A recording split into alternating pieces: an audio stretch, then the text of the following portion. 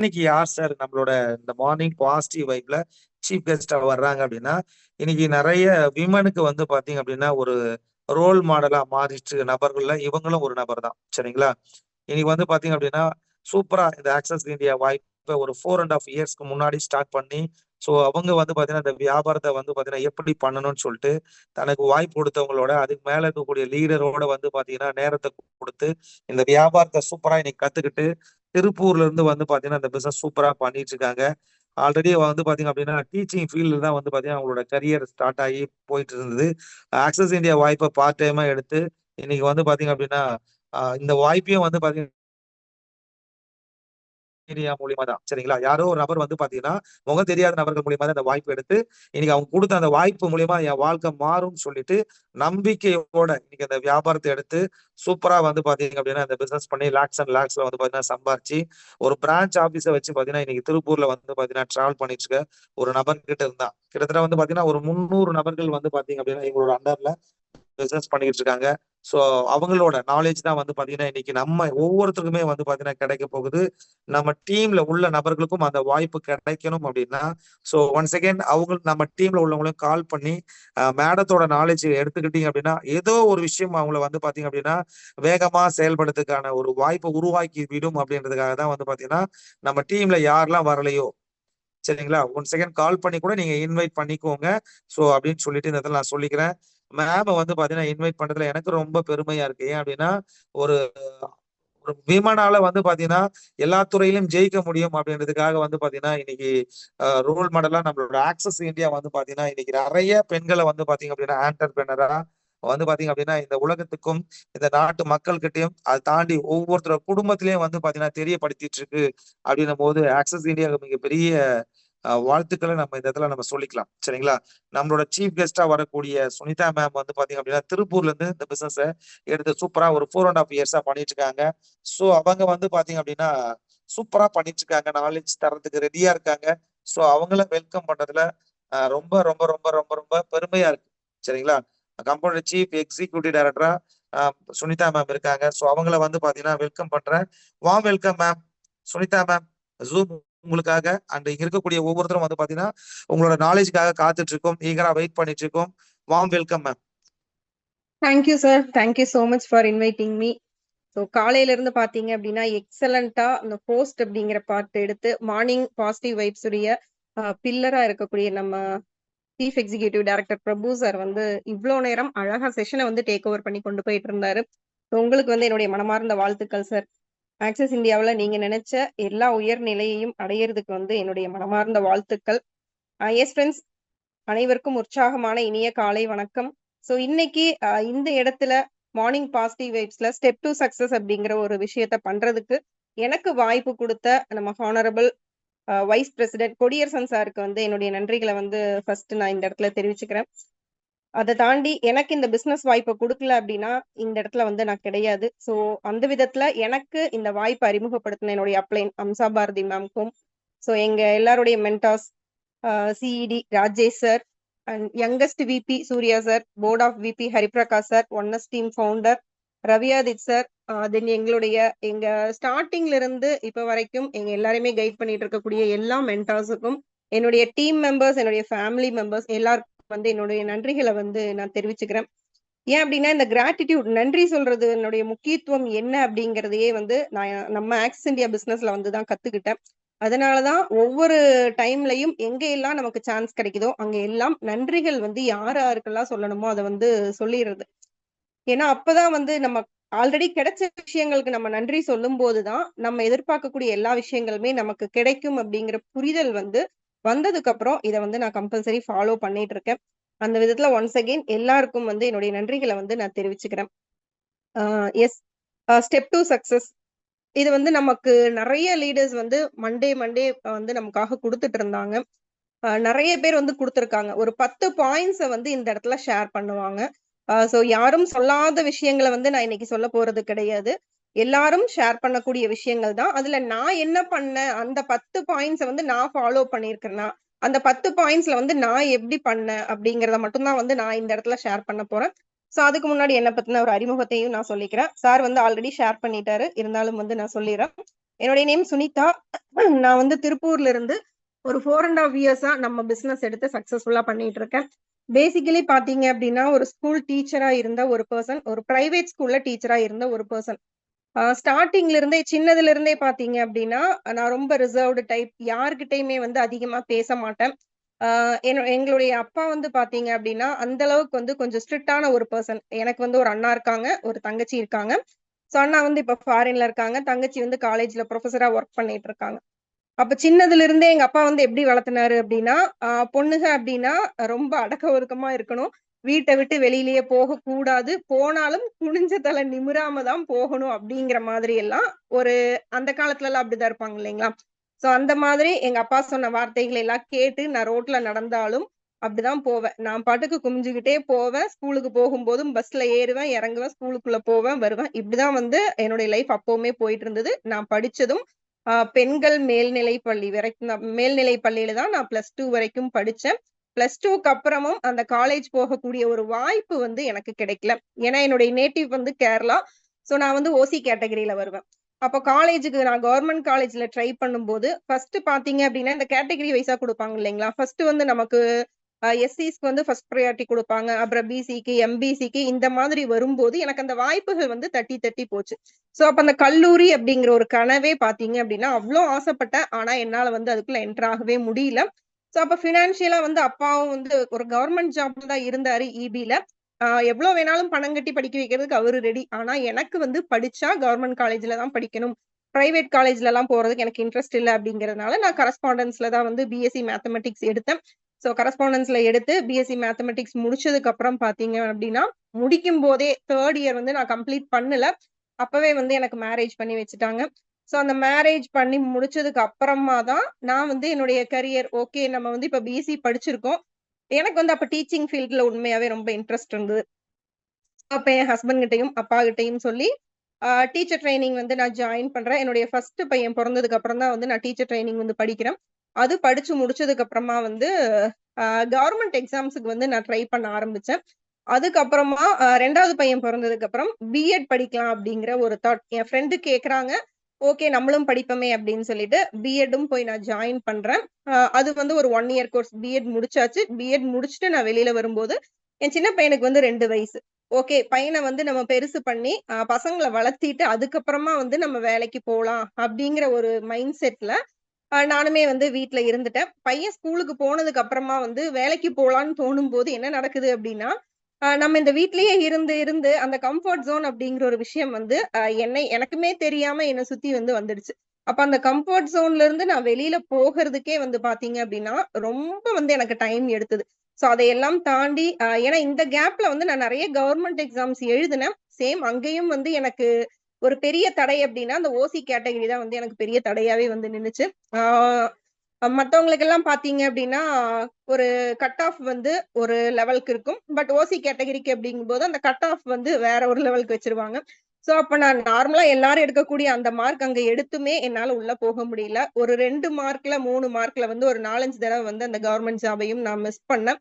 So, அப்ப வந்து என்னால ஃபேமிலி கமிட்மெண்ட்ஸ் பசங்க பெருசாக, பெருசாக அதிகமானதுனால, திரும்ப வந்து என்னால படிக்க முடியல. சோ அதனால நான் எக்ஸாம்க்கு வந்து பிரிப்பேர் ஆகுறத விட்டுட்டு, இதுக்கு மேலயும் வந்து நம்ம இப்படியே உட்கார்ந்துட்டு இருந்தோம் அப்படின்னா சரியாகாது அப்படின்ட்டு தான் பிரைவேட் ஸ்கூலுக்கு நான் போனேன். சோ பிரைவேட் ஸ்கூலுக்கு போகும்போது எந்த அளவுக்கு நான் இன்ட்ரெஸ்ட்டா போனேனோ, அதே அளவுக்கு தான் என்னுடைய வொர்க்கையுமே வந்து அந்த இடத்துல நான் குடுத்தேன். அந்த ஸ்கூல்லயுமே ரொம்ப அமைதியா தான் இருப்பேன். யார்கிட்டயும் தேவையில்லாம எதுவுமே பேச மாட்டேன். என்கிட்ட வந்து ஒரு விஷயம் கேட்கறாங்க அப்படின்னா, அதுக்கு மட்டும் தான் நான் ஆன்ஸர் பண்ணுவேனே ஒழிய, எக்ஸ்ட்ராவா வந்து நான் எதுவுமே பேச மாட்டேன். இத ஏன் நான் இந்த இடத்துல சொல்றேன் அப்படின்னா, இதுதான் வந்து என்னுடைய நேச்சர். சோ அப்படி இருக்கும்போது பிரைவேட் ஜாப்ல வந்து நான் என்டர் ஆகுறேன். ஒரு 2 இயர்ஸ் வந்து நல்லா ஸ்மூத்தா போயிட்டு இருந்தது. பட் பிரஷர் அங்க ஸ்கூல்லயுமே பார்த்தீங்க அப்படின்னா, மேனேஜ்மென்ட் சைட்ல இருந்து நெறைய பிரஷர்ஸ் வந்து இருக்கும். டீச்சர் அப்படிங்கும்போது, வெளியில இருந்து பார்க்கறதுக்கு ஒரு மதிப்பும், மரியாதையும் இருக்கக்கூடிய ஒரு ப்ரொஃபஷனா தான் தெரியும். பட் அந்த டீச்சர்ஸ வந்து அந்த ஸ்கூல்ல எப்படி ஹேண்டில் பண்றாங்க அப்படிங்கிறது, அங்க உள்ள இருக்கக்கூடிய ஒவ்வொரு டீச்சர்ஸ் கிட்டயும் நம்ம போய் கேட்டோம் அப்படின்னா, அவங்க வந்து சொல்லுவாங்க. சோ அந்த பிரஷர்ஸ் எல்லாமே வந்து நான் ஹேண்டில் பண்ண, நான் வந்து அத வெளிப்படுத்த மாட்டேன் அதிகமா. எனக்கு ஒரு விஷயம் புடிக்கல அப்டின்னாலும் ஒதுங்கி போயிருவனே ஒழிய, அவங்க கிட்ட போய் இந்த வாக்குவாதம் பண்றதோ, கேட்கிறதோ அது வந்து என்னுடைய நேச்சர் இல்ல அப்டிங்கிறதுனால, அது கொஞ்சம் என் ஹஸ்பண்ட் கிட்ட மட்டும் நான் எல்லா விஷயத்தையுமே ஷேர் பண்ணுவேன். சோ அப்ப அவரு சொன்ன விஷயம் என்ன அப்டின்னா, "உனக்கு பிடிக்கலைன்னா நீ ரிலீவ் ஆயிரு. நீ வீட்ல இருந்து வேணா ஏதாவது பண்றதுன்னா பண்ணு" அப்படிங்கிற மாரி சொன்னாரு. ஏன்னா வீட்லயும் ஸ்கூலுடைய ஒர்க்கே எடுத்துட்டு வந்து நாங்க பார்த்தோம். அதுக்கேத்த மாரி சேலரி குடுத்தாங்களான்னு கேட்டீங்கன்னா, அதுவும் கிடையாது. அப்ப நீ வாங்குற இந்த சேலரிக்கு எதுக்கு இவ்ளோ வொர்க் பண்ற அப்படின்னு சொல்லி, என் ஹஸ்பண்டுமே வந்து என்னைய பேச ஆரம்பிச்சாரு. சோ அப்போ நான் என்ன பண்ணேன் அப்படின்னா, ஓகே நம்ம ஒர்க்ல இருக்கும்போதே பார்ட் டைம்ல வந்து ஏதாவது சர்ச் பண்ணுவோம் அப்படின்னு சொல்லிட்டு கோவிட் டைம். கரெக்ட்டா கோவிட் டைம்ல நாங்க ஆன்லைன் கிளாஸ் எடுக்கிறோம். ஆஃப்லைன் கிளாஸஸ விட ஆன்லைன் கிளாஸ்ல வந்து ஒர்க் அதிகம். பட் சேலரி பார்த்தீங்க அப்படின்னா, ஹால்ஃப் சேலரி பண்ணிட்டாங்க. என்னுடைய ஹஸ்பண்டுடைய பிசினஸும் அப்ப டோட்டலா வந்து டல் ஆயிடுச்சு. பிசினஸே வந்து குளோஸ் பண்ணக்கூடிய ஒரு சிச்சுவேஷன். சோ அவரு திரும்ப வந்து 0ல இருந்து ஸ்டார்ட் பண்ணணும். அப்போ எனக்கும் ஒரு இன்கம் வேணும். என் ஹஸ்பண்ட்க்கும் நான் சப்போர்ட் பண்ணணும் அப்படிங்கும்போது, தேட ஆரம்பிக்கிறேன். நான் அப்பதான் வந்து சர்ச் பண்றேன். ஏதாவது ஒரு இன்கம் ஆப்பர்ச்சுனிட்டி இருக்குமா அப்படின்னு சொல்லிட்டு. இந்த கேப்ல வந்து நான் வீட்ல டியூஷன்ஸ் எடுத்தேன். ஹோம் டியூஷன்ஸ் போனேன். இது எல்லா விஷயங்களுமே பண்ணேன். பட் நான் ஹோம் டியூஷன் போறது வந்து என் ஹஸ்பண்ட்க்கு சுத்தமாவே பிடிக்கல. ஆ ஏன் அப்டின்னா, நம்ம என்ன ஒருத்தவங்க வீட்ல போய் டியூஷன் எடுக்கிறது, அதெல்லாம் வேண்டாம் அப்டின்னு சொன்னாரு. பட் அவருக்கு தெரியாமயும் நான் ஹோம் டியூஷன் போன காலங்களும் உண்டு. வீட்ல வந்து நான் டியூஷன்ஸும் எடுத்தேன். அப்படி இருக்கும்போது, சோசியல் மீடியால வந்து நெறைய சர்ச் பண்ணும்போது, Telegramல எனக்கு வந்து என்னுடைய அப்ளைன் அம்சா பாரதி மேம் வந்து ஒரு மெசேஜ் அனுப்புனாங்க. இந்த மாரி ஒரு ஆப்ஷன் இருக்கு. இன்ட்ரெஸ்ட் இருந்தா கான்டாக்ட் பண்ணுங்கன்னு சொல்லிட்டு. சோ அந்த மாதிரி டிராவல் பண்ணி என்னுடைய ஜர்னி வந்து அங்க தான் ஸ்டார்ட் ஆகுது. அப்ப வந்து அம்சா மேம் கிட்ட நான் சொன்ன ஒரே விஷயம், மேம் எனக்கு வந்து அதிகமா பேச தெரியாது. நீங்க சொல்லக்கூடிய இந்த விஷயத்துக்கு வந்து ரெஃபர் பண்ணணும் அப்டின்னா, நெறைய பேர் இப்ப நம்ம டீம்லயோ, இல்ல நம்ம பிளான் குடுக்கும்போது கெஸ்ட் எல்லாம் நம்மகிட்ட சொல்றாங்க இல்லைங்களா? எனக்கு யாரையுமே தெரியாது அப்டின்னு சொல்லி, இதை சொன்ன பெர்சன் தான் நானுமே. ஏன்னா எனக்கு உண்மையாவே வந்து அதிகமா தெரியாது. எனக்கு நான் இருக்கக்கூடிய வீட்ல இருந்து பக்கத்து வீட்ல கூட நான் அதிகமா பேசவே மாட்டேன். ஏன்னா நான் வீட்ட விட்டு வெளியில போக மாட்டேன். தேவையில்லாம யார்கிட்டயும் எங்கேயும் நின்னு பேசவே மாட்டேன். சோ அப்ப எனக்கு 4 ஃபிரெண்ட்ஸ் மட்டும் தான் மேம் இருக்காங்க. எனக்கு யாரையுமே தெரியாது. அப்ப நான் எப்படி மேம் எடுத்து பண்ண முடியும் அப்படின்னு நான் கேட்டேன். அப்ப மேம் சொன்ன ஒரு வார்த்தை ஸ்டார்ட்டிங்ல என்ன அப்படின்னா, "பரவால்ல சுனிதா, உங்களுக்கு தானே பேச தெரியாது. அப்ப அந்த 4 பேர் சொன்னீங்க இல்லையா? அப்ப உங்க ஃபிரெண்ட்ஸ், உங்க கான்டாக்ட்ல இருக்கிற நபர்களுக்கு பேச தெரிஞ்சா கூட இந்த பிசினஸ்ல உங்கனால சக்சஸ் ஆக முடியும். அப்போ அந்த கான்டாக்ட்ல யாரு நல்லா பேசக்கூடிய நபர்களோ, அவங்கள பார்த்து கூட நீங்க உள்ள கொண்டு வாங்க" அப்படிங்கிற மாரி சொன்னாங்க. அப்ப என் ஹஸ்பண்ட் கிட்ட போய் நான் சொல்லும்போது, ஃபர்ஸ்ட் வந்து ரிஜெக்ஷன் தான். இந்த பிசினஸ் எல்லாம் உனக்கு செட் ஆகாது. நீ அதிகமா பேச மாட்ட. இந்த பிசினஸ்க்கு வந்து நெறைய பேசணும். சோ இதெல்லாம் வந்து ஸ்கேமா தான் இருக்கும். அமௌண்ட் வந்து ஏமாத்திட்டு போயிருவாங்க. இந்த மாரி நெறைய ரிஜெக்ஷன்ஸ் வந்து சொன்னாரு. நான் கேட்ட உடனேவெல்லாம் அவரு ஓகே சொல்லவே இல்ல. ஏன்னா, அப்ப வந்து நான் ஒரு ஜாயினிங் பேக்கேஜ் எடுக்கணும் அப்டின்னா, அமௌண்ட்க்கு வந்து என் ஹஸ்பண்ட தான் வந்து நான் டிபெண்ட் பண்ணிட்டு இருந்தேன். அப்ப ஹஸ்பண்ட் கிட்ட வந்து நம்ம கம்பல்சரி வந்து பெர்மிஷன் கேட்டு தான் ஆகணும். சோ அப்ப அவரு வந்து வேண்டான்னு சொல்லும்போது, நான் அம்சா மேம் கிட்ட சொல்றேன். "இல்ல மேம் என் ஹஸ்பண்ட் வேணான்னு சொல்றாரு" அப்படின்னு. சரி உங்க ஹஸ்பண்ட் வந்து எனக்கு நீங்க கால்ல கனெக்ட் பண்ணுங்க. நான் பேசுறேன் அப்படின்னு மேம் சொல்றாங்க. நானும் கனெக்ட் பண்றேன். பட் சிச்சுவேஷன் வந்து அமையல ப்ராப்பரா. சோ நான் என்ன பண்ணேன், என்னுடைய நம்பர வந்து அம்சா மேம் கிட்ட குடுத்துட்டு, நீங்களே வந்து அவருக்கு கால் பண்ணி பேசுங்க மேம். நான் வந்து இன்ஃபார்ம் பண்ணிர்றேன்னு சொல்றேன். சோ அப்ப அம்சா மேம் வந்து ஒரு நாள் கால் பண்ணி பேசுறாங்க. என் ஹஸ்பண்ட் வந்து அப்ப சேலம் போயிருக்காரு. அவரு வந்து மார்க்கெட்டிங் ஃபீல்ட் அவர் பிசினஸ்க்கு மார்க்கெட்டிங் பண்ணிட்டு இருக்கக்கூடிய டைம் அது. சோ அங்க சேலம்ல இருந்து டிரைவ் பண்ணிட்டு வரும்போது அம்சா மேம் கால் பண்ணியிருக்காங்க. அங்க சேலம்ல ஆரம்பிச்ச அந்த கான்வர்சேஷன் அவரு திருப்பூர் வந்து நியர் பை ஒரு 1 1/2 ஹவர்ஸ் வந்து அந்த டிரைவிங்லயே வந்து மேம் கூட பேசியிருக்காரு. 1 1/2 மணி நேரம் மோஸ்ட்லி அது ஆர்குமென்ட்டா தான் போயிருக்கு. என் ஒய்ஃப பத்தி உங்களுக்கு என்ன தெரியும்? நீங்க எதுக்கு இந்த ஆப்பர்ச்சுனிட்டி எடுத்துட்டு வந்து அவளுக்கு குடுத்து பண்ணுன்னு சொல்றீங்க? நீங்க யாரு? உங்களுக்கு வந்து அவ யாருன்னே தெரியாது. எனக்கு தான் வந்து அவ யாருன்னு தெரியும். அவ வந்து 4 வார்த்தைக்கு மேல என்கிட்டயே பேச மாட்டா. அவளுக்கெல்லாம் இந்த பிசினஸ் செட் ஆகாது அப்படின்னு சொல்லி ஆர்கியூ பண்ணி, நீங்க ரூ. 4,00,000 குடுத்தாலும் அவ 4 வார்த்தைக்கு மேல பேசவே மாட்டா அப்படின்னு சொல்லி வேண்டான்னு தான் வந்து அவரு சொன்னாரு. அப்ப அம்சா மேம் சொன்ன விஷயம் என்ன அப்படின்னா, நீங்க ஒரு சான்ஸ் குடுங்க. நான் வந்து உங்க ஒய்ஃப மாத்தி காட்டுறேன். இது நடக்கல அப்படின்னா, நீங்க குடுத்த அமௌண்ட் வந்து உங்களுக்கு அந்த இடத்துல நாங்க திருப்பி குடுத்துர்றோம் அப்படின்னு சொல்லி மேம் வந்து பேசியிருக்காங்க. ஆனா மோஸ்ட்லி அது ஆர்குமென்ட்ல தான் போச்சு. என்கிட்ட வந்து சொல்றாரு, "என்ன அந்த மேம் வந்து ரொம்ப இப்படி எல்லாம் பேசுறாங்க?" அப்படிங்கிற மாரி என் ஹஸ்பண்டும் சொல்றாரு. கடைசியா நான் சொன்ன விஷயம், நான் வந்து என்ன நம்பி நீங்க வந்து எனக்கு ஒரு ரூ. 6,000 பணம் குடுங்க. இன் கேஸ் அந்த ரூ. 6,000 என்னால சம்பாதிக்க முடியல அப்படின்னா, ஒரு 1 வருஷம் டைமும் குடுங்க. அந்த 1 வருஷத்துல என்னால இந்த பிசினஸ்ல எதுவுமே பண்ண முடியல அப்படின்னா, நான் வந்து பண்ண மாட்டேன் அப்படின்னு அவர்கிட்ட ரொம்ப ஸ்டெப்பனா நான் சொல்லிட்டேன். நானுமே ரொம்ப பிடிவாதமா தான் இருந்தேன். சரி என்னமோ பண்ணி தொல அப்படிங்கிற மாரி எனக்கு வந்து ஒரு ஐடிக்கான அமௌண்ட் அப்படிங்கிறத குடுத்து, அந்த இடத்துல வந்து ஸ்டார்ட் பண்றதுக்கான ஒரு பெர்மிஷனுமே குடுத்தாரு என் ஹஸ்பண்ட். சோ அதுக்கப்புறம் எனக்கு ஃபர்ஸ்ட் இன்கம் வந்தோனே அவரு நம்ப ஆரம்பிச்சாரு. நான் ஃபர்ஸ்ட் வந்து ஒரு ரெசார்ட் ட்ரிப் வந்து அச்சீவ் பண்ணேன். அந்த ரெசார்ட் ட்ரிப்புக்கு போறதுக்காக என்னையும், என்னுடைய பையனையும் இங்கிருந்து சென்னைக்கு வந்து ட்ரெயின்ல அனுப்பிச்சு வச்சாரு. என்னுடைய லைஃப் டைம்ல நான் சென்னை போனதே கிடையாது. ஃபர்ஸ்ட் டைம் இந்த பிசினஸுக்காக தான் வந்து நான் சென்னைக்கே வந்து அப்போ போனேன். அதுக்கு அடுத்தது லைவ் மீட்டிங்ஸுக்கு வந்து ஒரு 4 மீட்டிங்ஸுக்கு என் ஹஸ்பண்ட் என் கூட சென்னை வந்தாரு. சோ எல்லாரையுமே பார்த்தாரு, எல்லாம் பேசினாரு, மீட்டிங்ஸ் எல்லாம் பார்த்துட்டு, ஓகே ஜெனியூனான பிசினஸா தான் இருக்கு. நீ எடுத்து பண்ணு அப்படின்னு சொல்லிட்டு அவருடைய கான்டாக்ட்ஸையும் குடுத்து எனக்கு வந்து சப்போர்ட் பண்ண ஆரம்பிச்சாரு. இப்ப எந்த ரெஸ்ட்ரிக்ஷனுமே இல்லாம பரவால்ல, அம்சா மேம் வந்து சொன்ன மாதிரியே உன்ன வந்து ஒரு லெவலுக்கு வந்து கொண்டு வந்துட்டாங்க. உனக்குள்ளயும் ஏதோ ஒரு திறமை இருக்கு. நீ ஏதோ வந்து அச்சீவ் பண்ணியிருக்க அப்படின்னு சொல்லி என்ன வந்து அப்ரிஷியேட் பண்ணி, இப்ப வரைக்கும் எனக்கு சப்போர்ட் பண்ணிட்டு இருக்காரு. அந்த அளவுக்கு வந்து இந்த பிசினஸ் என்னையும் மாத்திருக்கு. என் ஹஸ்பண்டையும் மாத்திருக்கு. சோ இதுதான் வந்து என்ன பத்தின சின்ன இன்ட்ரோ. சோ அடுத்தது வந்து நான் டைரக்ட்டா வந்து இப்ப செஷனுக்குள்ள போயிடுறேன். சோ என்னுடைய ஸ்கிரீன் வந்து விசிபிளா இருக்கும் அப்படின்னு சொல்லிட்டு நான் நம்புறேன். எஸ். இந்த சக்சஸ் அப்படிங்கிற ஒரு விஷயத்த அடையணும் அப்படின்னா, அதுக்கு படிநிலைகள் அப்படிங்கிறது இருக்கு இல்லைங்களா? சோ அந்த படிநிலைகள் என்னென்ன? இப்ப நம்ம பிசினஸ்ல இருக்கக்கூடிய எல்லா மேல்நிலையாளர்களுமே, எல்லா ஃபவுண்டர், டைரக்டர்ஸ், விபிஸ் எல்லாருமே இந்த படிநிலைகள வந்து கிராஸ் பண்ணி தான் அந்த சக்சஸ வந்து ரீச் பண்ணியிருப்பாங்களே ஒழிய, எடுத்த உடனே வந்து சக்சஸ் எல்லாருக்குமே வந்திருக்குமான்னு கேட்டீங்கன்னா, கண்டிப்பா வந்திருக்காது. ஒரு நம்ம வீட்லயே இருந்து நம்ம மேல மாடிக்கு போறோம் அப்படின்னா, ஸ்டெப் வந்து வச்சிருப்போம் இல்லைங்களா? மினிமம் ஒரு 15 டூ 20 ஸ்டெப்ஸாவது இருக்கும். அதுல ஃபர்ஸ்ட் ஸ்டெப்ல கால் வச்சு அடுத்தடுத்த படிக்கு வந்து நம்ம கால் வைக்கும்போது தான் மேல போக முடியும். எடுத்த உடனே கீழ இருந்து மேல இருக்கிற ஸ்டெப்ல நம்மளால கால் வைக்க முடியுமா அப்படின்னு கேட்டா, தவறி கீழ தான் வந்து நம்ம விழுகுவோம்.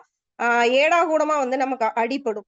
அதுக்கு யாரையாவது நம்ம காரணம் சொல்ல முடியுமான்னு கேட்டீங்கன்னா, யாரையுமே வந்து நம்ம காரணம் சொல்ல முடியாது. சோ அப்போ அந்த படிநிலைகள் என்னென்ன அப்படின்னு சொல்லி நமக்கு இங்க குடுத்திருக்காங்க.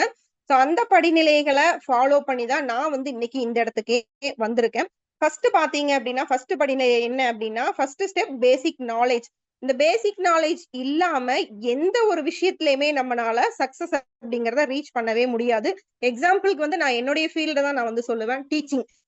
இப்ப வந்து நான் ஃபர்ஸ்ட் சொன்னேன் இல்லைங்களா? நான் பிஎஸ்சி மேத்ஸ் முடிச்சேன். முடிச்சுட்டு டீச்சர் ட்ரெய்னிங் அப்படிங்கிற ஒரு கோர்ஸ் வந்து பண்ணுனேன். எத்தன வருஷம் கோர்ஸ் அப்படின்னா 2 வருஷ கோர்ஸ். எதுக்காக அந்த கோர்ஸ்? அந்த கோர்ஸ் முடிச்சா நான் என்ன பண்ண முடியும் அப்படின்னு கேட்டீங்கன்னா, 1வதுல இருந்து 5வது வரைக்கும் இருக்கக்கூடிய ஸ்டூடண்ட்ஸ்க்கு வந்து என்னால கிளாஸ் எடுக்க முடியும். கவர்ன்மெண்ட் ஜாப் வந்து எனக்கு கிடைக்கும். எக்ஸாம் எழுதி பாஸ் பண்ணுனேன் அப்படின்னா.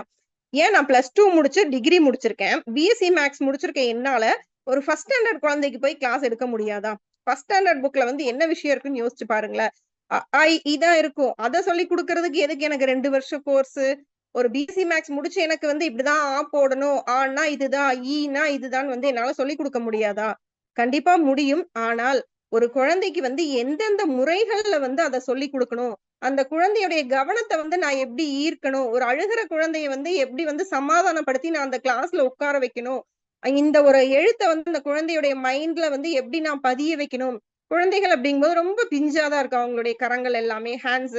சோ அப்ப அவங்களுக்கு வந்து ரொம்ப பிரஷரும் குடுக்காம எப்படி வந்து அவங்கள நான் அழகா ஹேண்டில் பண்ணணும்? இது எல்லாமே உள்ளடக்குனது தான் அந்த கோர்ஸ்.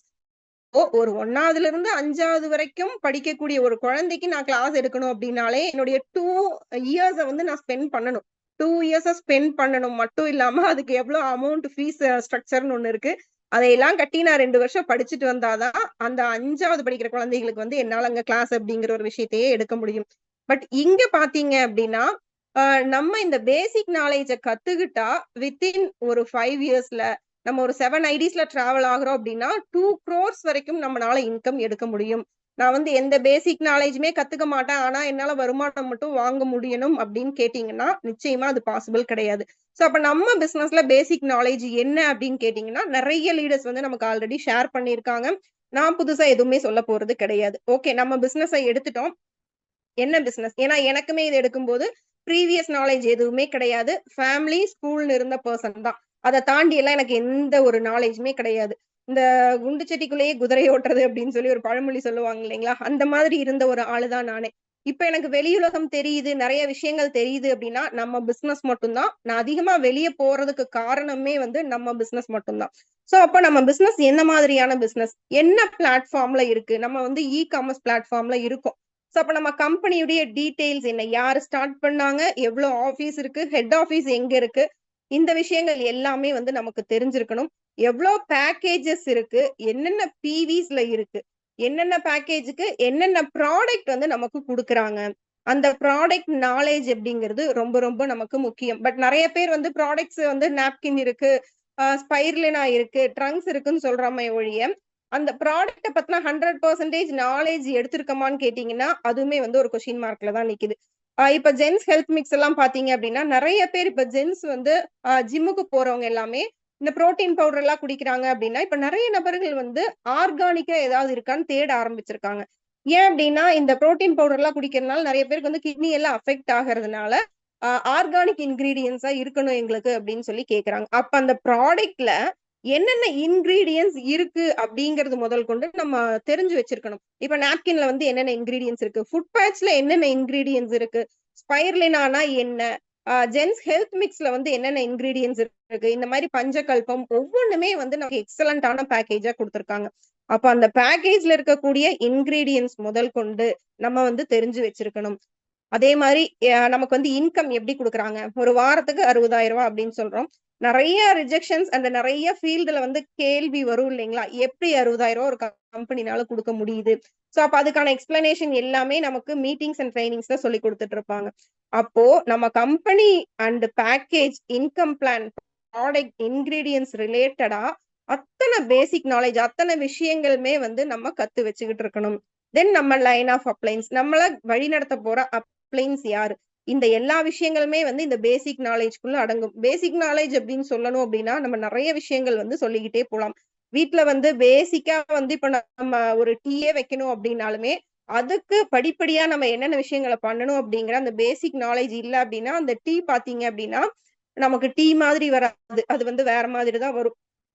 இதே மாதிரி தான் இந்த பேசிக் நாலேட்ஜ்ங்கிறது நம்ம லைஃப்ல ஒவ்வொரு விஷயங்களுக்குமே வந்து நமக்கு ரொம்ப தேவையான விஷயம். அப்போ நம்ம பிசினஸ பத்தின பேசிக் நாலேட்ஜ் இல்லாம, எடுத்த உடனே நான் வந்து ஒரு பேக்கேஜ வாங்கணும், 2 பேர ரெஃபர் பண்ணணும்னு நம்ம போய் சொன்னோம் அப்டின்னா, அந்த இடத்துல வந்து நம்ம நெறைய ரிஜெக்ஷன தான் வந்து நம்ம ஃபேஸ் பண்ண முடியும்.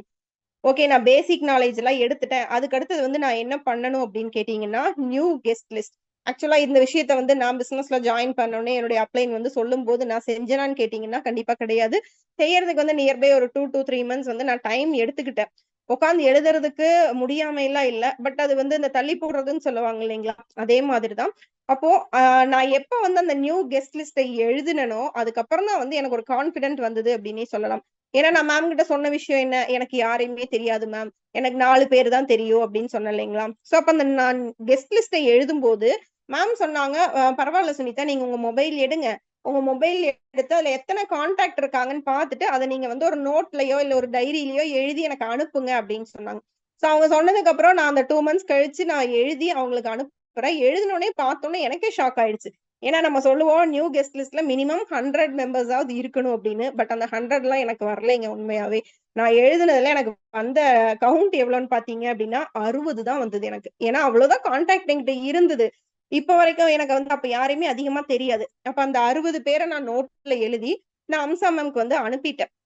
மேம் எனக்கு வந்து 100 வரலைங்க மேம். நான் எவ்வளவோ ட்ரை பண்ணேன். 60 கான்டாக்ட் தான் வந்திருக்கு அப்படின்னு சொன்னேன். சரி பரவால்ல சுனிதா, ஒண்ணும் பிரச்சனை இல்ல. சூப்பர். இவ்ளோ வந்திருக்குல்ல. நீங்க 4 பேர் தானே தெரியும்னு சொன்னீங்க. ஆனா 60 பேர் வந்திருக்குல்ல. இதிலிருந்து வந்து நம்ம உங்களுக்கான பிசினஸ் பார்ட்னர்ஸ வந்து சூஸ் பண்ணுவோம் அப்படின்னு சொன்னாங்க. உண்மையாவே வந்து எனக்கு அது பார்க்கும்போது ரொம்ப ஹேப்பியா இருந்துச்சு. ஓகே, இந்த 60 பேர்த்துக்கிட்ட வந்து நம்ம அப்ரோச் பண்ணுவோம் அப்படின்னு சொல்லி, நான் வந்து ஃபர்ஸ்ட் ஒரு 10 பேர சூஸ் பண்றேன். அந்த 10 பேர்த்துக்கிட்ட வந்து நான் பேசுறேன். அதுல இன்க்ளூடிங் என்னுடைய ஓன் சிஸ்டர் கிட்ட தான் நான் ஃபர்ஸ்ட் என்னுடைய அப்ரோச்சே போகுது. ரிஜெக்ஷன் தான். எதுவுமே ஆன்சர் வரல. அடுத்தது என்னுடைய குளோஸ் ஃப்ரெண்ட் கிட்ட வந்து நான் அப்ரோச் பண்றேன். அவகிட்டயுமே வந்து எனக்கு ரிஜெக்ஷன். சோ இப்படி லைனா 10 பேருமே பார்த்தீங்க அப்படின்னா ரிஜெக்ஷன், ரிஜெக்ஷன், ரிஜெக்ஷன். சோ நான் சும்மா இருக்கிறேன். நான் ரிஜெக்ஷன் வருதுன்னு சொல்லிட்டு அதுவும் இல்ல. அப்படியே கன்டின்யூ பண்றேன். 30 போயிடுச்சு என்னுடைய கவுண்ட். 30 பேருமே ரிஜெக்ஷன். சோ அப்ப நான் ரியலைஸ் பண்ணது மீதி நமக்கு இருக்கக்கூடிய கான்டாக்ட் 30 கான்டாக்ட். அந்த 30 கான்டாக்ட்டையுமே வந்து நம்ம இப்படி பேசி ரிஜெக்ட் பண்ணிட்டோம் அப்படின்னா, நமக்கு வேற கான்டாக்ட் இல்ல அப்படின்னு சொல்லிட்டு, நான் அங்கேயே ஸ்டாப் பண்ணேன். ஸ்டாப் பண்ணிட்டு என்ன மிஸ்டேக் நடக்குது அப்படின்னு சொல்லி, என்னுடைய அப்ளைன் கிட்ட டிஸ்கஸ் பண்ணிட்டு, அதுக்கப்புறம் அப்ளைன் சொன்ன மாதிரி நான் வந்து என்னென்ன விஷயங்கள பண்ணணும் அப்படிங்கிறத நான் ஃபாலோ பண்ணேன். சோ இப்ப நம்ம டீம் மெம்பர்ஸ் ஆகட்டும், நம்மளே ஆகட்டும், ஸ்டார்ட்டிங்ல வந்த புதுசுல இந்த நியூ கெஸ்ட் லிஸ்ட்ட வந்து எழுத சொன்ன உடனே எழுதியிருப்போமா அப்படின்னு கேட்டீங்கன்னா, நிச்சயமா வந்து யாருமே எழுதியிருக்க மாட்டோம். பட் வித்தவுட் நேம் லிஸ்ட் இந்த பிசினஸ்ல நம்ம சக்சஸ் ஆக முடியுமான்னு கேட்டீங்கன்னா, வாய்ப்பில்ல ராஜா, வாய்ப்பில்ல அப்படின்னு சொல்லுவாங்க இல்லைங்களா? அதே மாதிரி தான். ஏன் அப்படின்னா, நம்ம பிசினஸுக்கு ஒரு மெயினான இன்வெஸ்ட்மென்ட்டே நம்மளுடைய கான்டாக்ட் தான். எனக்கு வந்து மைண்ட்லயே இருக்குங்க. எனக்கு எத்தன பேர் தெரியும்னு. நான் எதுக்கு நோட்ல எழுதணும் அப்படின்னு கேட்டோம்னா, மைண்ட்ல இருக்கக்கூடிய விஷயங்கள் வந்து எப்பவுமே நமக்கு எல்லா விஷயங்களுமே ஞாபகத்துக்கு வருமான்னு கேட்டீங்கன்னா கண்டிப்பா வராது. ஈவன் ஒரு சிம்பிளா நம்ம ஒரு பொருட்கள் வாங்கணும், 4 காய் வாங்கணும், மளிகை கடைக்கு போறோம் அப்படின்னாலே, வீட்ல இருந்து யோசிச்சுட்டு போகக்கூடிய விஷயங்கள், அங்க போனா ஒரு 2 பொருள் மறந்துருவோம். திரும்ப வீட்டுக்கு வந்ததுக்கு அப்புறம் தான், அடடா! இத வேற வாங்கணுமே, மறந்துட்டோமே, இன்ன திரும்ப கடைக்கு போகணுமா அப்படின்னு தோணும். இதே மாதிரி தான் நம்ம மைண்ட்ல வச்சிருக்கோம் அப்படின்னா, பாதி பேர வந்து நம்ம மிஸ் பண்ணிருவோம். என் மொபைல்ல இருக்கு அப்படின்னா, அந்த மொபைல்க்கு இன்கேஸ் ஏதாவது ஒரு பிரச்சனை வருது, ஆ அந்த மொபைல் வந்து ஒர்க் ஆகல அப்படிங்கும்போது, அந்த கான்டாக்ட் வந்து நம்மகிட்ட இருந்து மிஸ் ஆயிரும். சோ அதனால நம்ம பிசினஸ்க்கு தேவையான ஒரு மெயின் மெட்டீரியல் என்ன அப்படின்னா, மெமரி ஜாகர் அப்படின்னு சொல்லுவாங்க. அதாவது நம்மளுடைய நேம் லிஸ்ட் தான். யாரெல்லாம் உங்க டைரியில இந்த நேம் லிஸ்ட்ட எழுதியிருக்கீங்களோ, நிச்சயமா எல்லார்னாலயுமே வந்து சக்சஸ் ஆக முடியும். சோ டே பை டே நான் வந்து 4 1/2 வருஷத்துக்கு முன்னாடி என்னுடைய ஃபோன் கான்டாக்ட் எவ்வளவு இருக்குன்னு சொன்னேன். 60 தான் இருக்குன்னு சொன்னேன். பட் இப்போ என்னுடைய கான்டாக்ட்ட நான் ஓப்பன் பண்ணி காமிச்சேன்னு வச்சுக்கோங்களேன். எவ்வளோ கான்டாக்ட் இருக்கு தெரியுமா? நியர் பை ஒரு 3500 கான்டாக்ட்ஸ் இருக்கு. வித்தின் 4 இயர்ஸ்ல. இன்கேஸ் நான் இந்த பிசினஸ எடுக்காம நான் டீச்சிங் ஃபீல்ட்லயே போயிட்டு இருந்தேன் அப்டின்னா, மேபி எனக்கு அந்த 60 கான்டாக்ட் இந்த 4 வருஷத்துல ஒரு 100 கான்டாக்ட்டா மாறி இருக்கலாம். ஆனா ஒரு 3000 கான்டாக்ட் 3500 கான்டாக்ட்டா மாறி இருக்குமான்னு கேட்டீங்கன்னா, வாய்ப்பே கிடையாது.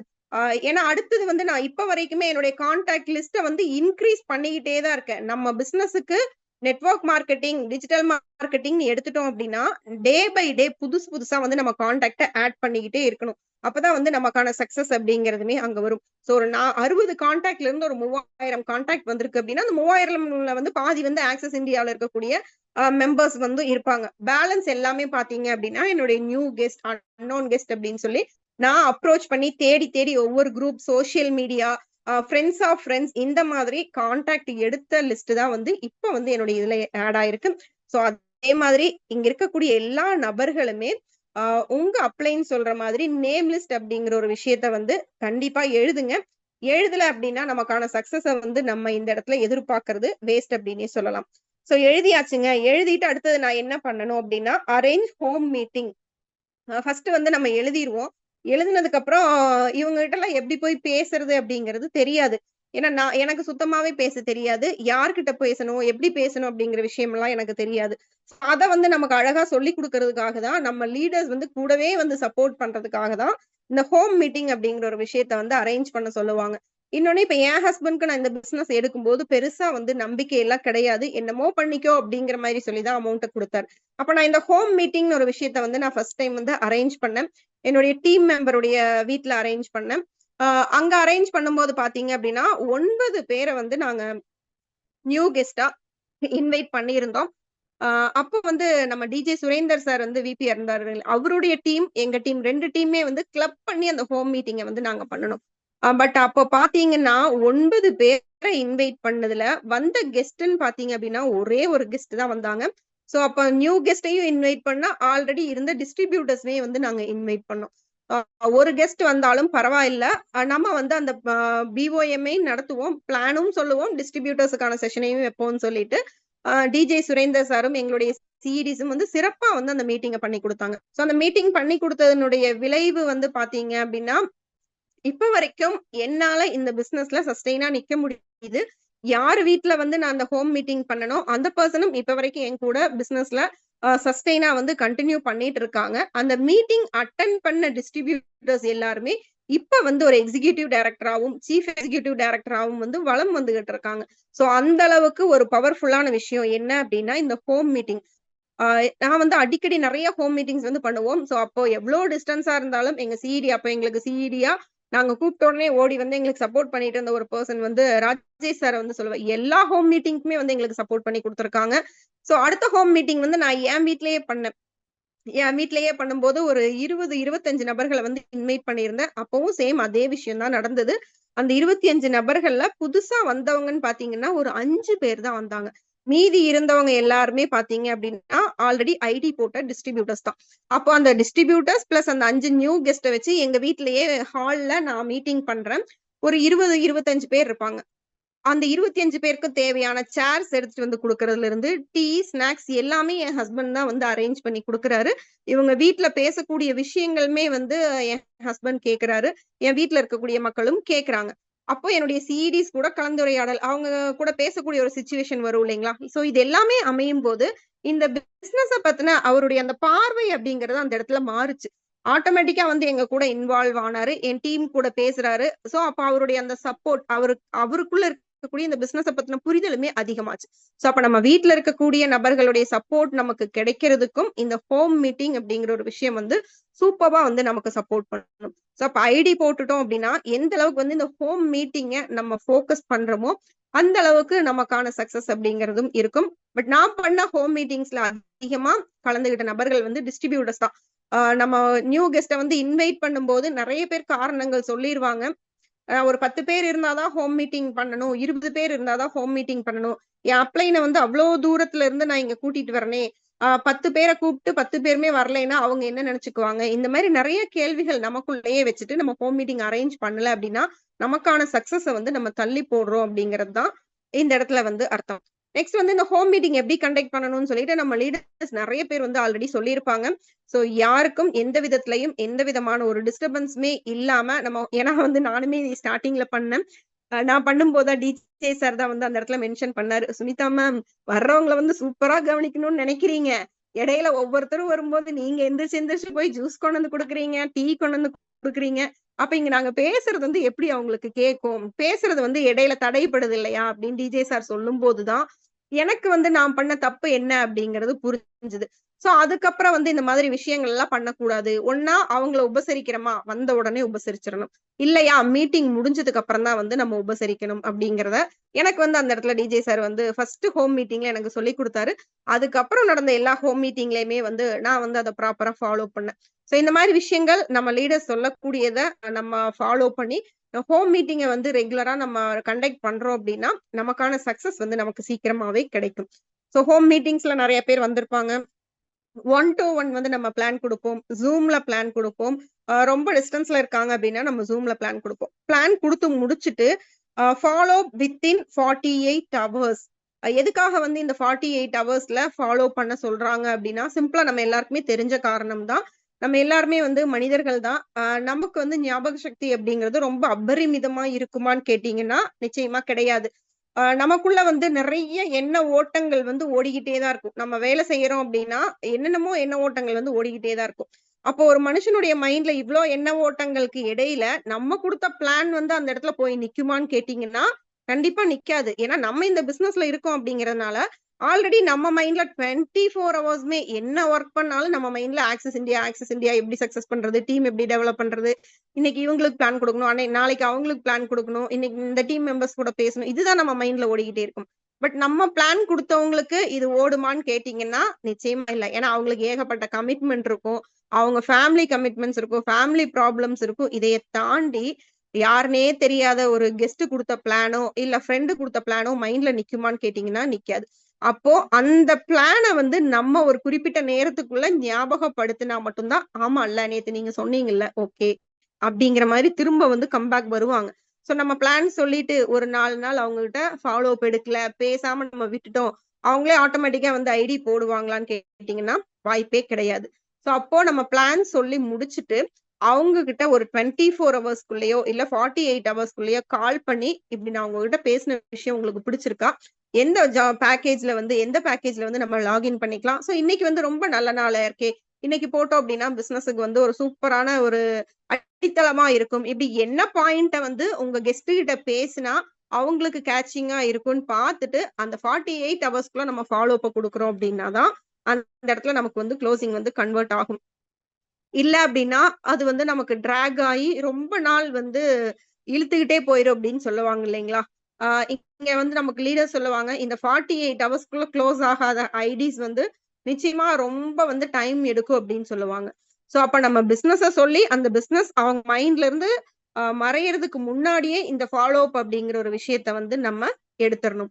முடிஞ்ச அளவுக்கு இந்த ஃபாலோ அப் வந்து நேர்ல எடுக்க முடியறதுக்கான வாய்ப்பு இருந்ததுன்னா, நேர்ல எடுத்தோம் அப்டின்னா சூப்பர். நேர்ல எடுக்க முடியாத சிச்சுவேஷன் ரொம்ப டிஸ்டன்ஸ்ல இருக்காங்க அப்டின்னா மட்டும், ஆ நம்ம வந்து த்ரூ த ஃபோன் கால், இல்ல Zoom, இல்ல WhatsApp வீடியோ கால்ல வந்து நம்ம ஃபாலோ அப்ஸ் எடுக்கும்போது, அந்த இடத்துல அதுக்கான ரிசல்ட் அப்டிங்கிறதுமே நமக்கு வரும்.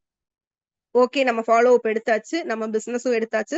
சூப்பரா வந்து இந்த பிசினஸ பண்ணிட்டு இருக்கோம். அப்ப இந்த பிசினஸ எப்படி பண்ணுனா நமக்கு சக்சஸ் வரும் அப்படின்னு கேட்டீங்கன்னா, மினிமம் ஒரு நாளைக்கு 4 ஹவர்ஸ் ஆவது இந்த பிசினஸுக்கான டைம் வந்து நம்ம குடுக்கணும் அப்படின்னு சொல்றாங்க. எதுக்காக அந்த 4 மணி நேரங்கள் வந்து நம்ம குடுக்கணும்? இப்ப நம்ம ஒரு வொர்க்குக்கு போறோம் அப்படின்னா, நான் என்னுடைய வொர்க்கையே சொல்றேன். வேற யார் வொர்க்கையுமே நான் இங்க சொல்ல வேண்டியதில்ல. எக்ஸாம்பிள்க்கு நான் ஒரு ஸ்கூலுக்கு டீச்சரா போறேன் அப்படின்னா, 8:45க்கு வந்து நான் ஸ்கூலுக்குள்ள பஞ்ச் வச்சே ஆகணும். அது 1 நிமிஷம் லேட் ஆயிடுச்சு அப்படின்னாலும், அது 1 ஹவர்க்கான லாஸ் ஆஃப் பேல வந்து என்னை கொண்டு போய் விட்டுரும். சோ அதுக்கு நான் வீட்ல இருந்து சாப்பிடும், சாப்பிடாம வண்டி எடுத்துட்டு அவசர அவசரமா ஓடணும். அந்த ஒரு பிரஷர் மைண்ட் இருக்கும் பாத்தீங்களா? அந்த 8:45 போய் நான் பஞ்ச் வைக்கணும். ஆனா ஈவினிங் 4:15க்கு வந்து ஸ்கூல் முடிஞ்ச உடனே என்னால பஞ்ச் வச்சுட்டு வெளியில வந்துர முடியுமான்னு கேட்டீங்கன்னா, அப்ப வந்து யாருமே அந்த பங்க்சுவாலிட்டி, பஞ்சிங் டைம வந்து செக் பண்ண மாட்டாங்க. அப்ப வந்து அது டிராக் ஆகிக்கிட்டே தான் போகும். அப்போ உள்ள வரும்போது தான் அந்த பஞ்சிங் இருக்கு. வெளியில வீட்டுக்கு போகும்போது சீக்கிரமா போகணும்னு நமக்கு ஆசை இருக்கும். ஆனா அந்த இடத்துல நடக்காது. அப்போ குறைஞ்சது ஒரு 8 to 9 ஹவர்ஸ் வந்து நான் அந்த இடத்துல குடுத்து தான், லாஸ்ட்டா நான் வந்து என்னுடைய டீச்சிங்ல வாங்குன சேலரி என்னன்னு பார்த்தீங்க அப்டின்னா, 10,000. ஒரு மாசத்துக்கு நான் ரூ. 10,000 சம்பாதிக்கிறதுக்கு ஒரு நாளைக்கு நான் எவ்வளோ மணி நேரம் செலவு பண்ணேன்? 8லிருந்து 9 மணி நேரங்கள் வந்து நான் குடுத்துருக்கேன். ஆனா, இங்க நம்ம பிசினஸ்ல ஒரு வாரத்துக்கு ரூ. 60,000 ரூ. 10,000 எங்க இருக்கு? ரூ. 60,000 எங்க இருக்கு? ஒரு நாளைக்கு 8 மணி நேரம் குடுத்து ரூ. 10,000. ஒரு நாளைக்கு 4 மணி நேரம் குடுங்க. உங்கனால இங்க வாரம் ரூ. 60,000 சம்பாதிக்க முடியும் அப்படின்னு சொல்லும்போது, ஏன் வந்து நம்ம அந்த 4 மணி நேரத்த இங்க குடுக்க கூடாது? ஒரு 40 வருஷம் டெய்லி 8 மணி நேரம் குடுத்து வேலைக்கு போறதுக்கு பொறுமையாவும், தயாராவும் இருக்கக்கூடிய மக்கள் வந்து, ஒரு 4 வருஷம், ஒரு 4 மணி நேரம் தொடர்ந்து நம்மளுடைய உழைப்ப குடுத்தா, இந்த இடத்துல நிச்சயமா நமக்கான கனவுகள் வந்து நிறைவேறும் அப்படின்னு சொன்னா, ரொம்பவே வந்து தயக்கப்பட்டுட்டு தான் இருக்காங்க. நெறைய காரணங்கள் வந்து சொல்லுவாங்க. எனக்கு வந்து அந்த கமிட்மெண்ட் இருக்கு, இந்த கமிட்மெண்ட் இருக்குன்னு சொல்லிட்டு நெறைய காரணங்கள் வந்து நம்மளே சொல்லுவோம். நம்ம மேல இருக்கக்கூடிய டீம் லீடர்ஸ் கிட்ட. ஆனா வேலைக்கு போகும்போது இந்த மாரி காரணங்கள் எல்லாம் சொல்ல முடியுமான்னு கேட்டீங்கன்னா, என்ன காரணம் இருந்தாலும் வேலைக்கு போயே ஆகணும். ஏன் அப்டின்னா சம்பளம் கிடைக்காது. பட் அதே மாதிரி தான் இங்க நம்ம வேலை செய்யல அப்டின்னா, வீக்லி நம்மளுடைய வருமானத்த வந்து நம்ம இங்க எதிர்பார்க்கவே முடியாது. சோ அப்ப குறைஞ்சது இந்த 4 மணி நேரம் வந்து நீங்க வொர்க் பண்ணியே ஆகணும். அது மோஸ்ட்லி ஃபீல்ட் வொர்க்கா இருந்தது அப்டின்னா, நமக்கு ரிசல்ட் வந்து அதிகமா வரும். சோ இந்த 4 ஹவர்ஸ்ல வந்து நம்ம மீட்டிங்ஸ் அண்ட் ட்ரெய்னிங்ஸ் அட்டெண்ட் பண்றதெல்லாம் கணக்குலயே வராது. ஃபுல் அண்ட் ஃபுல் பார்த்தீங்க அப்டின்னா, ப்ராஸ்பெக்டிங். நம்ம டீம்க்கு நம்ம சப்போர்ட்ட குடுத்து ப்ராஸ்பெக்டிங் பண்றோம் இல்லைங்களா? இந்த ப்ராஸ்பெக்டிங்க்கு மட்டுமே ப்ராஸ்பெக்டிங், பிளான், ஃபாலோ அப் இந்த விஷயத்துக்கு மட்டுமே தான் இந்த 4 மணி நேரம் அப்டிங்கிறத நம்ம வந்து இங்க ரெகுலரா குடுக்கணும். குடுத்தோம் ஒரு 4 to 5 வருஷம் இந்த 4 மணி நேரத்த குடுக்கறதுக்கு நம்ம ரெடியா இருக்கோம் அப்டின்னா, அதுக்கப்புறம் நம்மனால நிச்சயமா வந்து ரிசல்ட்ட வந்து எக்ஸ்பெக்ட் பண்ண முடியும். ஓகே. நான் 4 மணி நேரம் குடுக்குறேன். ஆனா நான் வீட்ட விட்டு வெளியிலயே போக மாட்டேன். நான் வீட்லயே தான் இருப்பேன் அப்டின்னா, சக்சஸ் வருமான்னு கேட்டீங்கன்னா, வரும். ஏன்னா வராதுன்னெல்லாம் சொல்ல முடியாது. ஆனா ரொம்ப டிலே ஆகும். அப்போ நமக்கான இப்ப நான் வந்து இந்த பிசினஸ் எடுக்கும்போது பார்த்தீங்க அப்டின்னா, கொரோனா டைம் வீட்ட விட்டெல்லாம் அதிகமா வெளியில போக முடியாது. ஒரு 1 1/2 வருஷம் நான் பிசினஸ எடுத்து 1 1/2 வருஷம் நான் ப்ராப்பரா பண்ணவே கிடையாது. இந்த 4 1/2 வருஷத்துல 3 வருஷமா தான் வந்து நான் பிசினஸ பண்ணிட்டு இருக்கேன்னு தான் உண்மையா சொல்லணும். 1 1/2 வருஷம் நான் ப்ராப்பரா பண்ணல. ஒரு 6 மந்த்ஸ் வந்து ஹெல்த் இஷ்யூஸ் வந்துச்சு. அப்படியே வந்து நான் அமைதியா தான் இருந்தேன். அதுக்கப்புறம் தான் அந்த 1 1/2 வருஷம் வீட்ட விட்டுமே நான் வெளியில போகல. அதுக்கப்புறமா எனக்கு இந்த பிசினஸ பத்தின புரிதல் வந்த உடனே பார்த்தீங்கன்னா, திருப்பூர்ல நான் தான் ஃபர்ஸ்ட் ஐடி எடுக்கிறேன். யாரையுமே எனக்கு தெரியாது. அம்சா பாரதி மேம் வந்து சென்னையில இருக்காங்க. எனக்கு அதுக்கு மேல இருக்கக்கூடிய லீடர்ஸ் எல்லாருமே சென்னையில தான் இருக்காங்க. அப்ப திருப்பூர்ல வந்து நான் எங்க சப்போர்ட் கேட்கறதுன்னு எனக்கு தெரியல. அப்ப மார்னிங் பாசிட்டிவ் வைப்ஸ் அட்டெண்ட் பண்ணும்போது தனிகவேல் சாருக்கு தான் நான் மெசேஜ் பண்ணுவேன். சார் திருப்பூர்ல வந்து யாராவது இருக்காங்களாங்க சார் நம்ம பிசினஸ்லன்னு கேட்கும்போது, அப்ப சாருடைய டீம்ல இருக்கக்கூடிய ஒரு மேமுடைய நம்பர வந்து எனக்கு குடுத்தாரு. அதே மாரி நான் பாலமுருகன் சார் கிட்ட கேட்டிருக்கேன். பாலமுருகன் சாருமே வந்து சாருடைய டீம்ல இருக்கக்கூடிய மேமுடைய நம்பர குடுத்தாங்க. அப்ப அவங்க கூட எல்லாம் பேசி என்னுடைய கான்ஃபிடன்ட் லெவல் வந்து இனிமே அதிகமானதுக்கு அப்புறம் நான் என்ன பண்ணேன் அப்டின்னா, சென்னையில நடக்கக்கூடிய மீட்டிங்ஸ்க்கு வந்து போக ஆரம்பிச்சேன். ஃபர்ஸ்ட் கேட்கும்போதே வந்து என் ஹஸ்பண்ட் "நீ வொர்க் ஃப்ரம் ஹோம் தானே சொன்ன. வீட்ட விட்டு வெளியில போ மாட்டேன்னு தானே சொன்ன. இப்ப என்ன நீ இங்கிருந்து சென்னை போறேன்னு சொல்ற?" அப்டின்லாம் கேட்க ஆரம்பிச்சாரு. சோ அதுக்கான புரிதலையுமே வந்து நான் அவர்கிட்ட குடுத்தேன். நான் மட்டும் போகலைங்க. நீங்களும் வாங்க. நீங்க ஒரு தடவ நேர்ல வந்து பாருங்க. நான் பண்ற பிசினஸ் கரெக்ட்டான்னு. ஆபீஸ் எல்லாம் இருக்குன்னு சொல்றாங்களே, வாங்க ஒரு நாள் போய் பார்த்துட்டு வருவோம். இப்டி எல்லாம் நான் சொல்லி தான் வந்து சென்னைக்கு வந்து நான் போக ஆரம்பிச்சேன்.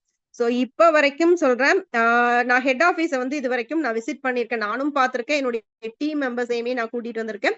திருச்சியில வந்து நமக்கு ஆபீஸ் ஓப்பன் பண்ணப்பவும், ஆஃப்லைன் ஸ்டோர் ஓப்பன் பண்ணப்பவும் நாங்க வந்து டீமோடவே போய் கலந்துகிட்டோம். எங்களுக்குன்னு சொல்லி இங்க ஒரு பிரான்ச் ஆஃபீஸ் ஓபன் பண்ணியிருக்கோம். சோ என்ன ஆனாலும் ஆபீஸ்க்கு வந்து ரெகுலரா நான் போயிருவேன். ஏன்னா நம்ம வீடு இருக்குன்னு வச்சுக்கோங்களேன். வீட்ல இருந்தோம் அப்படின்னா, அடுத்தடுத்து வீட்ல என்னென்ன வேலைகள் இருக்குமோ, இதுதான் நம்ம மைண்ட்ல வந்து சுத்தி சுத்தி ஓடிக்கிட்டே இருக்குமே ஒழிய, நம்ம பிசினஸுக்கு பிரையாரிட்டி குடுப்போமா அப்படின்னு கேட்டீங்கன்னா, நிச்சயமா குடுக்க மாட்டோம். நான் இங்க வந்து பிரான்ச் ஆஃபீஸ் இல்லாத டைம்ல நான் என்ன பண்ணுவேன் அப்படின்னா, எங்களுடைய ரூம் தான் வந்து எனக்கான ஆஃபீஸ். சோ என்னுடைய வேலைகள் வந்து 10, 10:30க்குள்ள எல்லாம் முடிச்சுட்டு, ரூம்குள்ள வந்து லாக் பண்ணிட்டு, ஒரு வாட்டர் பாட்டில எடுத்துட்டு, என்னுடைய டைரி எடுத்துட்டு உட்கார்ந்துட்டேன் அப்படின்னா, எங்க ரூம தான் வந்து நான் ஆஃபீஸா வந்து யூஸ் பண்ணிட்டு இருந்தேன். சோ இப்ப நெறைய நபர்கள் நம்ம டீம்ல இருக்கிறவங்க எல்லாம் வாங்க, ஆஃபீஸ் வாங்க, இன்னைக்கு வந்து டிஸ்கஸ் பண்ணுவோம், மீட்டிங் இருக்குன்னு சொன்னா, நெறைய பேர் வந்து நம்ம ஃபோனையே எடுக்க மாட்டாங்க. நம்ம மெசேஜ் பண்ணோம்னா பார்க்க மாட்டோம் அப்படிங்கிற ஆசை மட்டும் அவங்களுக்கு இருக்கும். சோ அப்ப எதுக்காக ஆஃபீஸ் போக சொல்றோம்? நான்லாம் வந்து ரொம்ப நாள் ஃபீல் பண்ணியிருக்கேன். நம்ம ஏன்டா திருப்பூர்ல இருக்கோம்? நம்ம சென்னையில இருந்திருக்கலாமே! ஏன்னா ஹெட் ஆஃபீஸ்க்குள்ள எல்லாம் போனோம் அப்படின்னா, வைப்ரேஷன் வந்து அந்த அளவுக்கு நமக்கு பாசிட்டிவா இருக்கும். ஃபவுண்டர் டைரக்டர்ஸ பார்க்கலாம், விபிஸ பார்க்கலாம், சிஇடிஸ பார்க்கலாம். அந்த ஆஃபீஸ் ஹால்ல போய் நானும் அம்சா மேமும் அங்க உட்காரும்போது, சுத்தி சுத்தி ஒவ்வொரு டேபிள்லயுமே உட்கார்ந்து பிளான் குடுத்துட்டு இருப்பாங்க. ஒவ்வொருத்தரும் ஒவ்வொரு விதமா பிளான் குடுப்பாங்க. நான் அங்க இருக்கக்கூடிய நேரமே பார்த்தீங்கன்னா, ஏன்னா நான் காலையில போய் அங்க சென்னை சென்ட்ரல்ல இறங்குவேன். நைட்டே வந்து எனக்கு ரிட்டர்ன் டிக்கெட் வந்து புக் பண்ணிருவாரு. சோ அந்த 1 டே கேப்ல வந்து ஹால்ஃப் டே மீட்டிங் இருக்கும். ஹால்ஃப் டேல தான் வந்து நாங்க மீட்டிங் அங்க ஆஃபீஸ் போயிட்டு, அங்க என்னென்ன விஷயங்கள் கிடைக்குதோ, அத எடுத்துக்கிட்டு நான் வர மாதிரி இருக்கும். சோ அந்த ஷார்ட் டைம்லயே வந்து அவ்ளோ ஒரு வைப்ரேஷனும், அவ்ளோ ஒரு நாலேஜ்மே வந்து அங்கிருந்து என்னால கெயின் பண்ணிக்க முடியும் அப்படிங்கும்போது, அப்ப நான் ரெகுலரா சென்னையில இருந்தேன்னா, எவ்ளோ விஷயங்கள் வந்து என்னால கத்துக்க முடியும். எவ்ளோ நாலேட்ஜ் வந்து எனக்கு கிடைக்கும். எவ்ளோ ஒரு வைப்ரேஷன் வந்து எனக்கு கிடைக்கும் அப்படிங்கிற விஷயத்த வந்து நான் ரியலைஸ் பண்ணியிருக்கேன். அந்த அளவுக்கு ஆஃபீஸ் வந்து நமக்கு ஒரு கோவில் மாதிரி, நமக்கு ஒரு பாசிட்டிவ் வைப்ரேஷன குடுக்கக்கூடிய இடம் தான். அப்ப யாரெல்லாம் ஆஃபீஸ் போறோமோ, அவங்களுக்கெல்லாம் வந்து அங்க நிச்சயமா சக்சஸ் அப்படிங்கிறது இருக்கு. தென் அட்டெண்ட் ஆல் மீட்டிங்ஸ். அ அ Zoomல கிடைக்கக்கூடிய எல்லா மீட்டிங்ஸ்மே இதுவரைக்கும் வந்து நான் அட்டெண்ட் பண்ணியிருக்கேன். நான் மிஸ் பண்ண மீட்டிங் அப்படின்னா, இன்கேஸ் என்னால அட்டெண்ட் பண்ண முடியாத ஒரு சிச்சுவேஷன் இருந்தா மட்டும் தான் அந்த மீட்டிங்ல என்னுடைய நேம் இருக்காது. இல்ல அப்படின்னா, இன்னைக்கு வரைக்கும் எல்லா மீட்டிங்கையுமே அட்டெண்ட் பண்ணுவேன். ஜஸ்ட் லைக் தட்ன்னு கிடையாது.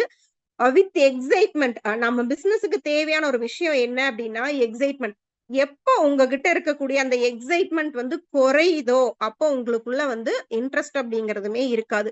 ஒவ்வொரு மீட்டிங்கையுமே வந்து நான் புதுசா நாளைக்கு காலையில நான் மார்னிங் வைப்ஸ் அட்டெண்ட் பண்றேன் அப்படின்னா, ஒரு எம்ப்டி கப்பா தான் வந்து அந்த இடத்துல நான் உட்காருவேன். இதுவரைக்கும் நம்ம மார்னிங் வைப்ஸ்ல கத்துக்கிட்ட விஷயங்கள் வேற. நாளைக்கு வரக்கூடிய லீடர் குடுக்க போற விஷயங்கள் வேற. அப்படிங்கிற ஒரு மைண்ட் செட்டோட தான் வந்து இருப்பேன். இப்ப நான் இதுக்கு முன்னாடி சொன்ன மாரி, தணிகைவேல் சார் வந்து அவருடைய டீம்ல ஒரு ஹோம் மீட்டிங் வந்து கண்டக்ட் பண்ணாரு. நான் ஜாயின் பண்ண அந்த 2 இயர்ஸ்க்குள்ள. அப்ப எனக்கு திருப்பூர்ல ஒரு ஹோம் மீட்டிங் நடக்குதா? இத வந்து நான் மிஸ் பண்ணவே கூடாது. அது வேற டீமா இருந்தாலும் பரவாயில்ல அப்படின்னு சொல்லிட்டு, என்னுடைய லீடர்ஸ் கிட்ட பெர்மிஷன் வாங்கிட்டு அந்த ஹோம் மீட்டிங் போய் நான் அட்டெண்ட் பண்ணேன்.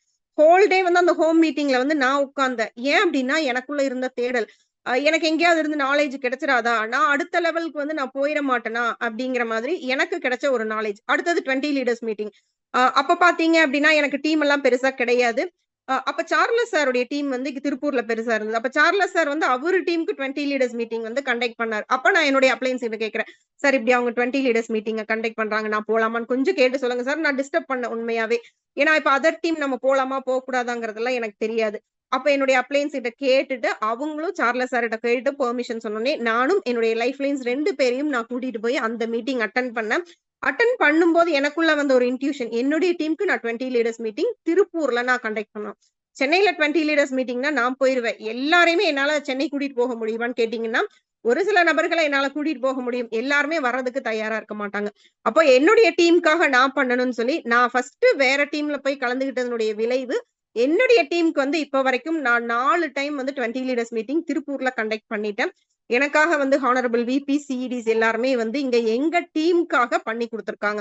சோ இதெல்லாம் நான் போய் மீட்டிங் அட்டெண்ட் பண்ணாமையும், நாலேட்ஜ் எடுத்துக்காமையும் நடக்குமா அப்படின்னு கேட்டீங்கன்னா, நடந்திருக்கிறதுக்கான வாய்ப்பே இல்ல. அப்ப என் டீம வந்து ஒரு விஷயம் நான் பண்ணுங்கன்னு சொல்றதுக்கு முன்னாடி, நான் வந்து அந்த விஷயத்த பண்ணியிருக்கணும். அந்த விஷயத்துல எல்லா மீட்டிங்ஸ் அண்ட் ட்ரெய்னிங்ஸ்மே கம்பல்சரி நான் அட்டெண்ட் பண்ணுனதனுடைய விளைவு தான், இன்னைக்கு வந்து ஒரு சிஇடி அப்படிங்கிற இடத்துல வந்து நான் இங்க இருக்கேன். சோ இந்த மீட்டிங்ஸ் அண்ட் ட்ரெய்னிங்ஸ் எல்லாம் அட்டெண்ட் பண்றது மட்டும் இல்லாம, கான்டாக்ட் யுவர் அப்ளைன் டெய்லி. இது வந்து நெறைய பேருக்கு பிடிக்காத ஒரு விஷயம். அப்ளைன் வந்து கால் பண்ணாலே வந்து எடுக்கலாமா? வேண்டாமா? அப்படின்னு ரொம்பவே யோசிப்பாங்க.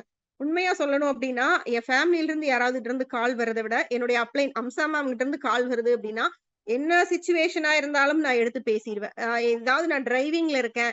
வேற ஏதாவது எமர்ஜென்சியான ஒரு சிச்சுவேஷன்ல இருக்கேன் அப்படின்னா மட்டும் தான் என்னுடைய அப்ளைன் கால் வந்து என்னால எடுக்க முடியாது.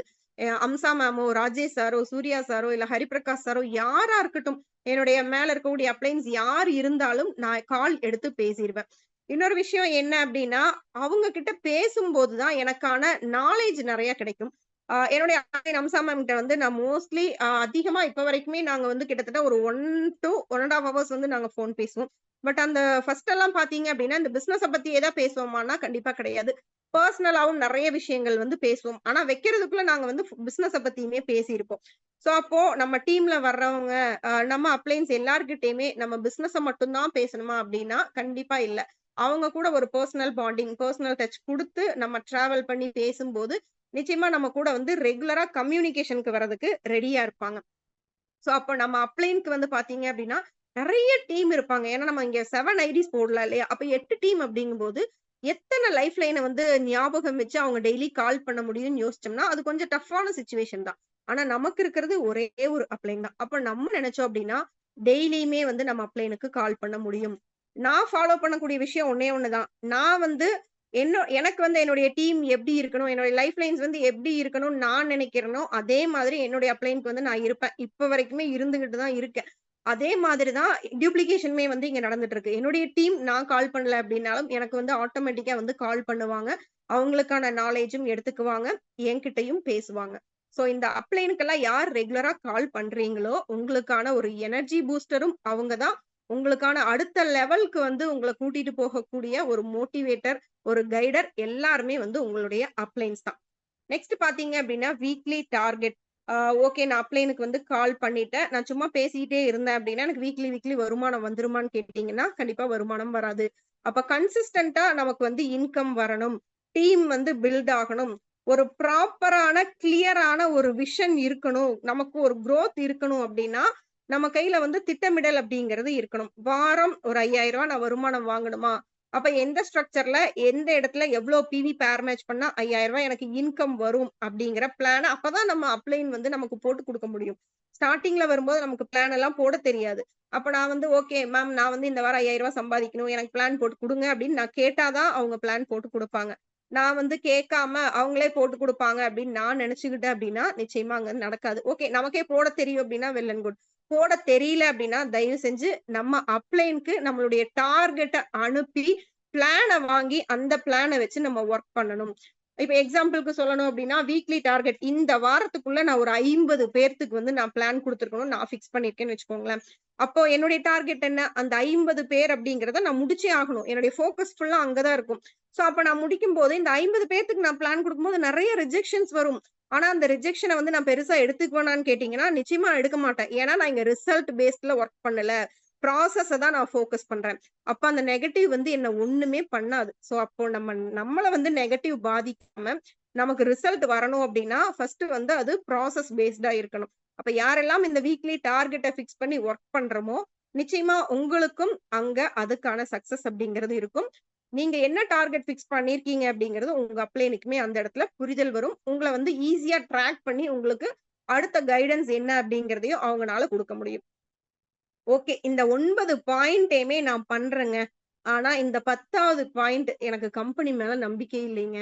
கம்பெனி எப்ப குளோஸ் பண்ணிருவாங்கன்னு பயமாவே இருக்கு. என் அப்ளைனுடைய சப்போர்ட் இல்லைன்னா நான் என்னங்க பண்றது?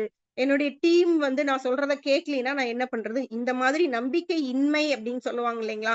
இந்த 9 பாயிண்ட்டும் நம்மகிட்ட இருந்து, இந்த நம்பிக்கை அப்படிங்கிற ஒரு விஷயம் நம்மகிட்ட இல்ல அப்படின்னா, வேஸ்ட். நம்ம அந்த 9 விஷயத்தையுமே இங்க ஃபாலோ பண்ணாமயே விட்டுறலாம்.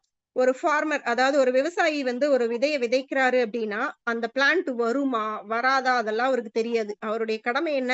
அத வந்து நம்ம விதைக்கணும். அதுக்கு தேவையான தண்ணீர குடுக்கணும். கரெக்ட்டான சூரிய ஒளி வந்து வரணும். ப்ராப்பரா என்னென்ன விஷயங்கள் தேவையோ, இத மட்டும் தான் பண்ணிக்கிட்டே இருப்பாரு. அந்த விதைக்கிற அந்த விதையில எது தரமான விதைகளோ, அது எல்லாமே முளைக்க தான் போகுது. தரம் இல்லாத விதை வந்து முளைக்காது. அது வந்து நம்மளுடைய மிஸ்டேக் கிடையாது. அதே மாதிரி தான் நம்மளுடைய எஃபோர்ட்ட வந்து நம்ம தொடர்ந்து குடுத்துக்கிட்டே இருக்கணும். இன்னொரு எக்ஸாம்பிள் நம்ம சொல்லணும் அப்டின்னா, இப்ப பேங்க்ல வந்து நம்ம எல்லாருமே எஃப்டி வந்து டெபாசிட் பண்ணுவோம். கரெக்ட்டுங்களா? இவ்ளோ இயர்ஸ்க்குன்னா இவ்ளோ லேக்ஸ். இப்ப ரூ. 1,00,000 போட்டு இவ்வளவு வருஷம் ஒரு 2.5 வருஷம் வந்து நான் எஃப்டில போட்டு அதை மறந்துறணும். இப்போ போட்டுட்டோம் அப்படின்னா டெய்லியுமே அதுக்கு வரக்கூடிய இன்ட்ரெஸ்ட்ட நம்ம என்னைக்காவது உட்கார்ந்து கால்குலேட் பண்ணிக்கிட்டே இருக்கோமா? தினமே அத பத்தி நம்ம யோசிச்சுக்கிட்டே இருப்போமான்னு கேட்டீங்கன்னா, கண்டிப்பா இல்ல. எப்ப மெச்சூரிட்டி டேட் வருதோ, அந்த மெச்சூரிட்டி டேட்ல தான் போயி நமக்கு வந்திருக்கக்கூடிய மெச்சூரிட்டி அமௌண்ட்ட வந்து நம்ம எடுப்போம். கரெக்ட்டுங்களா? அதே மாதிரி தான். இங்க நம்ம பேங்க்ல டெபாசிட் பண்ணக்கூடிய மணி மாதிரி, நம்மளுடைய எஃபோர்ட்ட வந்து நம்ம டெபாசிட் பண்ணிட்டோம் அப்டின்னா, நமக்கான டைம் வரும்போது அது ரிட்டர்ன்ஸா மாறி நமக்கு வரும். அதுவரைக்கும் நம்ம பொறுமையா, நம்பிக்கையா இந்த பிசினஸ பண்ணிக்கிட்டே இருக்கோம் அப்டின்னா, நிச்சயமா நமக்கான ரிசல்ட் அப்டிங்கிறதுமே வரும். நான் லைவா அட்டெண்ட் பண்ண ஒரு செஷன்ல நம்ம கலியமூர்த்தி சார் ஐபிஎஸ் அவர்களுடைய ஒரு கோட் வந்து ரொம்பவே வந்து என்னை ஆ தாக்கம் ஏற்படுத்துச்சு அப்படின்னு தான் சொல்லணும். என்ன அப்படின்னா, நீங்க எல்லாருமே ஆல்ரெடி கேட்டிருப்பீங்க. "நின்று கொண்டிருப்பவன் நேரத்தை தின்று கொண்டிருக்கிறான். சென்று கொண்டிருப்பான்" அப்படின்னு சொல்லிட்டு ஒரு அருமையான கோட். சோ நமக்கு நெகட்டிவ்ஸ் வருது, ரிஜெக்ஷன்ஸ் வருது, ஃபேமிலில வேண்டான்னு சொல்றாங்க, ஃபிரெண்ட்ஸ் வேண்டான்னு சொல்றாங்க, எல்லாரும் என்னைய அவாய்ட் பண்றாங்க அப்படின்னு சொல்லிட்டு நம்ம நின்னுட்டோம் அப்படின்னா, நமக்கு தான் வந்து அந்த இடத்துல லாஸ். யார் என்ன சொன்னாலும் பரவாயில்ல அப்படின்னு சொல்லிட்டு, நான் வந்து ஒரு நதி போல ஓடிக்கிட்டே இருக்கிறோம் அப்படின்னா, வெற்றி வந்து ஒரு இடத்துல நமக்கான ஒரு கடலா காத்துக்கிட்டு இருக்கும் அப்படிங்கிறத, இந்த இடத்துல நான் வந்து எல்லாருக்கும் சொல்லணும்னு ஆசைப்படுறேன். நானும் இந்த விஷயங்கள ஃபாலோ பண்ணிட்டு இருக்கிறதுனால தான் இந்த இடத்துல வந்து நான் சொல்லியிருக்கேன். சோ இவ்ளோ நேரம் பொறுமையா என்னுடைய செஷன் நீங்க கேட்டவங்க எல்லாருக்குமே வந்து என்னுடைய நன்றிகள்.